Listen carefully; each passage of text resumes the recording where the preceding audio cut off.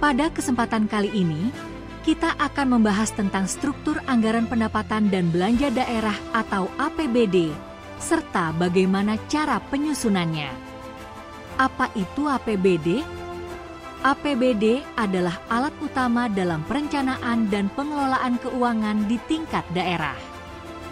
Penasaran seperti apa saja strukturnya? Yuk, kita simak bersama.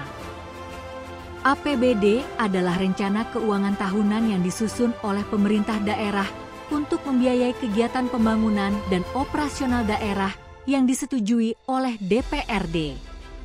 APBD mencakup pendapatan dan belanja, serta sumber pembiayaan APBD sangat penting karena menentukan bagaimana suatu daerah akan mengelola dana untuk pembangunan dan pelayanan publik. APBD memiliki 3 struktur utama, yaitu pendapatan belanja dan pembiayaan. Mari kita bahas satu persatu. Pendapatan asli daerah, PAD, merupakan sumber utama yang digunakan untuk membiayai berbagai program pemerintah daerah.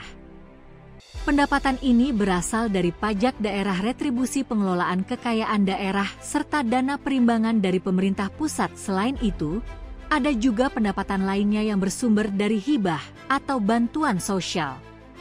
Belanja daerah adalah pengeluaran yang dilakukan untuk menjalankan program pembangunan dan kegiatan operasional pemerintahan. Belanja ini dibagi menjadi 2 kategori utama, belanja operasional dan belanja modal. Belanja operasional digunakan untuk mendanai aktivitas rutin seperti gaji pegawai dan pembiayaan administrasi, sementara belanja modal digunakan untuk pembelian aset seperti gedung, infrastruktur, atau peralatan. Pembiayaan daerah merujuk pada transaksi yang digunakan untuk menutupi defisit anggaran atau untuk investasi jangka panjang. Pembiayaan ini dapat berupa penerimaan pembiayaan yang berasal dari pinjaman dalam dan luar negeri dengan skema penerbitan surat utang, serta pengeluaran pembiayaan yang digunakan untuk melunasi utang daerah. Selain struktur APBD juga memiliki 5 fungsi yang harus dijalankan, diantaranya yang pertama adalah fungsi otorisasi sebagai dasar pelaksanaan anggaran daerah. Yang kedua, fungsi perencanaan sebagai pedoman perencanaan kegiatan daerah. Yang ketiga, fungsi pengawasan sebagai alat pengawasan kegiatan daerah. Fungsi keempat, APBD dengan mengalokasikan sumber daya untuk setiap kegiatan daerah. Dan yang kelima, APBD memiliki fungsi mendistribusikan sumber daya kepada masyarakat daerah. APBD juga memiliki pengaruh besar terhadap perekonomian di daerah, diantaranya adalah 1. APBD menjaga kestabilan serta memperbaiki perekonomian masyarakat daerah.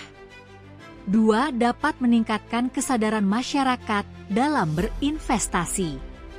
3. Dampak positifnya kepercayaan dari masyarakat juga semakin meningkat. 4. Perluasan kesempatan tenaga kerja masyarakat daerah. 5. Serta meningkatkan jumlah investasi masyarakat daerah dan nasional. Setelah kita mengenal 3 struktur APBD, mari kita lihat bagaimana proses penyusunannya. Proses ini dimulai dengan perencanaan yang dilakukan oleh eksekutif, yaitu pemerintah daerah, berdasarkan Rencana Pembangunan Jangka Menengah Daerah, RPJMD, dan prioritas pembangunan daerah. Setelah itu, pemerintah daerah akan menyusun anggaran yang mencakup pendapatan dan belanja yang diusulkan. Rancangan APBD ini kemudian diserahkan kepada DPRD untuk dibahas dan disetujui.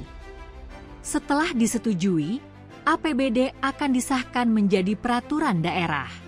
Proses ini tidak hanya melibatkan pemerintah daerah, tetapi juga melibatkan masyarakat melalui musyawarah dan konsultasi publik untuk memastikan bahwa anggaran yang disusun benar-benar mencerminkan kebutuhan dan prioritas masyarakat.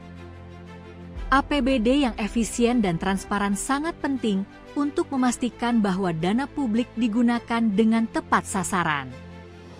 Pengelolaan anggaran yang baik akan mendukung pembangunan daerah yang lebih maju dan pelayanan publik yang lebih optimal. Oleh karena itu, sangat penting bagi semua pihak untuk terlibat dalam pengawasan dan pengelolaan APBD. Demikianlah penjelasan mengenai 3 struktur APBD dan proses penyusunannya. Semoga informasi ini dapat memberikan wawasan lebih dalam tentang bagaimana pemerintah daerah mengelola keuangan untuk kesejahteraan masyarakat.